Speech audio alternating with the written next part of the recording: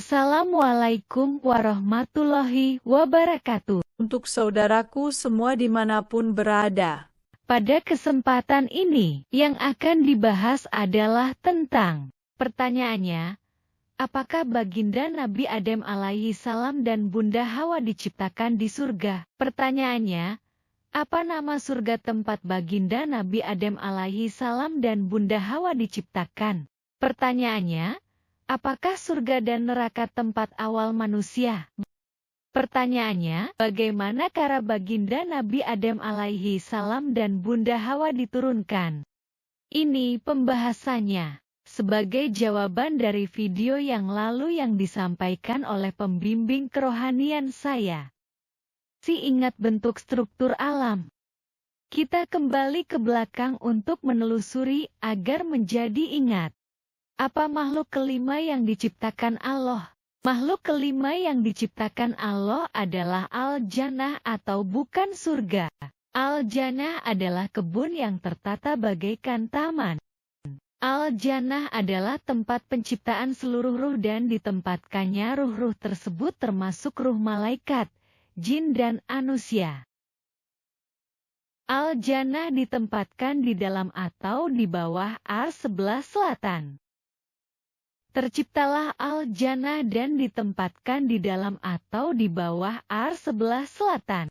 Jadi Al-Jannah berada di bawah, atau di dalam ars atau di alam ars. Pertanyaannya, di mana surga atau jannatun, neraka dan padang mahsyar ditempatkan? Jawabannya, di alam akhirat. Di mana alam akhirat itu? Ini jawabannya. Makhluk kedelapan yang diciptakan Allah adalah kursi Allah. Terciptalah kursi Allah. Kursi Allah strukturnya terdiri dari 3 lapis atau tingkat langit. Langit itu adalah alam malaikat. Malaikat Jibril bersemayam di langit ketiga. Di dalam langit ke-1 terdapat ruang yang disebut alam akhirat. Kursi Allah ditempatkan di dalam arsy di bawah Baitul Makmur tepat di titik tengah ars. Jadi bentuk struktur kursi Allah seperti ini. Apa makhluk ke-9 yang diciptakan Allah? Makhluk ke-9 yang diciptakan Allah adalah jannatun atau surga. Jannatun atau surga adalah tempat terakhir untuk hamba Allah. Pahami bahwa jannatun atau surga bukan tempat awal tetapi tempat akhir. Terciptalah jannatun atau surga. Ditempatkan di dalam kursi Allah sebelah timur. Makhluk ke-10 yang diciptakan Allah adalah neraka. Neraka adalah tempat terakhir untuk para pengkhianat kepada Allah. Terciptalah neraka. Ditempatkan di dalam kursi Allah sebelah utara. Makhluk ke-11 yang diciptakan Allah adalah padang mahsyar. Padang mahsyar adalah tempat pertemuan dan penyatuan ruh dan raga pada hari kebangkitan. Padang mahsyar juga sebagai tempat pengadilan untuk jin dan manusia. Terciptalah padang mahsyar. Ditempatkan di dalam kursi Allah sebelah barat. Bagaimana sampai di sini sudah ingat kembali bahwa Al-Jannah berada di alam ars sedangkan surga berada di alam akhirat. Selanjutnya, inilah firman-Nya atau ayat-ayat yang menjelaskan perbedaan tentang Al-Jannah tempat penciptaan baginda Nabi Adam alaihi salam dan Bunda Hawa dengan jannatun atau surga. Dalam firman-Nya atau ayat-ayat yang menjelaskan tentang kata jannatin. Sebelumnya pahami ini. Di setiap ayat tentang baginda Nabi Adam alaihi salam, selalu menggunakan kata Al-Jannah. Kata Al-Jannah tidak pernah diikuti dengan kata Adnun atau Adnan atau Adnin atau Jannatun Adnin yang bermakna Eden ataupun Taman Eden. Tetapi hanya kata Al-Jannah dalam penciptaan baginda Nabi Adam alaihi salam. Dengan demikian berarti bahwa kata Al-Jannah dalam penciptaan baginda Nabi Adam alaihi salam berbeda dengan jannah atau surganya orang mukmin. Mari kita buktikan. Kata al-jannah di dalam Al-Quran berjumlah 143 dalam berbagai bentuk tunggal atau kata dua. Kata jannah yang dikaitkan dengan kata lain di belakangnya, Jannatu Adnin atau surga Eden. Juga di surat 18 Al-Kahfi ayat 31 surga Eden, 20 Taha ayat 72 surga Eden, 35 Fatir ayat 33 surga Eden, 38 Sod ayat 50 surga Eden, 40 Al-Mukminin ayat 8 surga Eden. Kata jannah yang dikaitan dengan kata lain di belakangnya, Jannatu Naim atau surga penuh nikmat.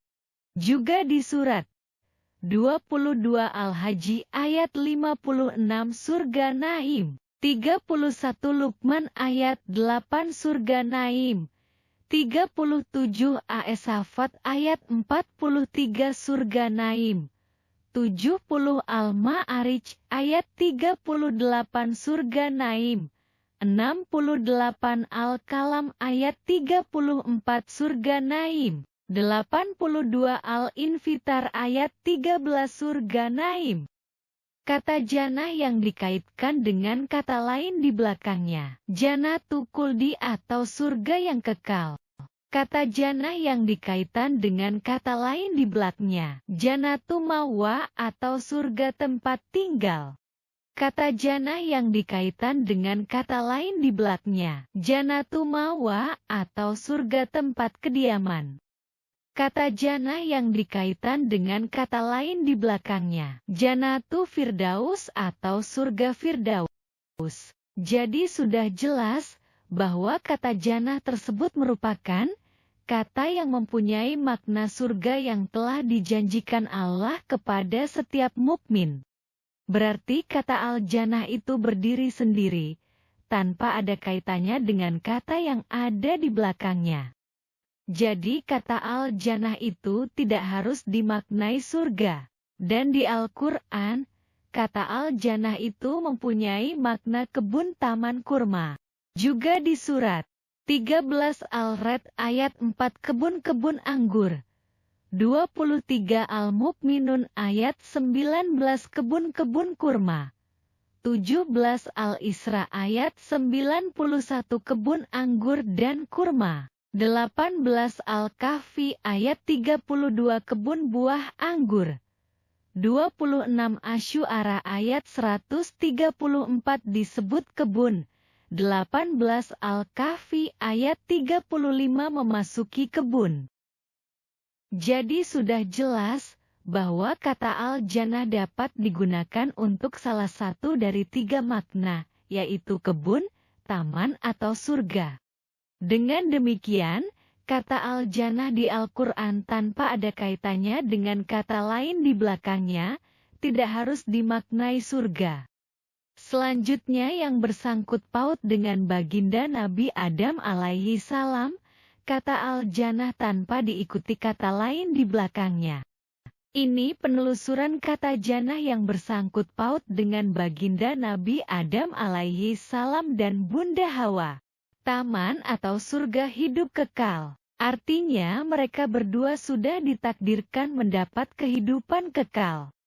Ternyata setan menggoda dan baginda Nabi Adam alaihi salam dan Bunda Hawa dengan membisikkan pikiran jahat. Hai Adam, maukah saya tunjukkan kepada kamu pohon khuldi dan kerajaan yang tidak akan binasa? Maka keduanya memakan buah dari pohon itu. Dan durhakalah Adam kepada Tuhan dan sesatlah ia. Jika memang baginda Nabi Adam alaihi salam diciptakan di surga atau Jannatul Khuldi atau taman hidup kekal, seharusnya tidak akan terpengaruh oleh setan. Dan baginda Nabi Adam alaihi salam dan Bunda Hawa tidak akan diturunkan atau dikeluarkan dari Jannatul Khuldi atau surga atau taman hidup kekal. Tetapi nyatanya baginda Nabi Adam alaihi salam dan Bunda Hawa dapat dipengaruhi oleh bisikan setan, sehingga harus diturunkan. Dengan demikian berarti baginda Nabi Adam alaihi salam dan Bunda Hawa tidak berada di surga atau taman hidup kekal. Jadi di mana baginda Nabi Adam alaihi salam dan Bunda Hawa diciptakan? Jawabannya, di Al-Jannah. Al-Jannah adalah kebun yang tertata bagaikan taman. Jadi sudah paham bahwa baginda Nabi Adam alaihi salam dan Bunda Hawa diciptakan di Al-Jannah atau kebun yang tertata bagaikan taman. Al-Jannah juga bukan hanya tempat awal manusia, tetapi juga tempat awal atau tempat penciptaan malaikat dan jin. Lalu buah kuldi itu buah apa yang dimakan baginda Nabi Adam alaihi salam dan Bunda Hawa?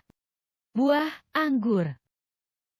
Kalau saat ini, buah anggur itu besarnya sama dengan buah semangka ukuran 3 kg. Jadi sudah jelas bahwa baginda Nabi Adam alaihi salam dan Bunda Hawa diciptakan bukan di surga, tetapi di Al-Jannah. Dan tentu saja untuk siapa saja yang hanya belajar ilmu agama tidak akan memahami.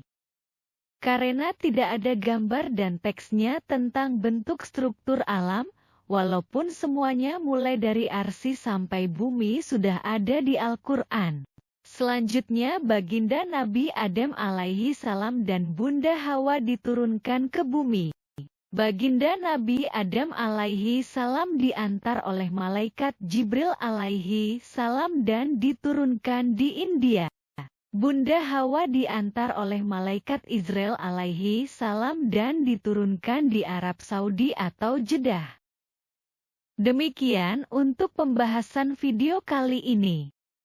Terima kasih atas like, comment, and subscribe.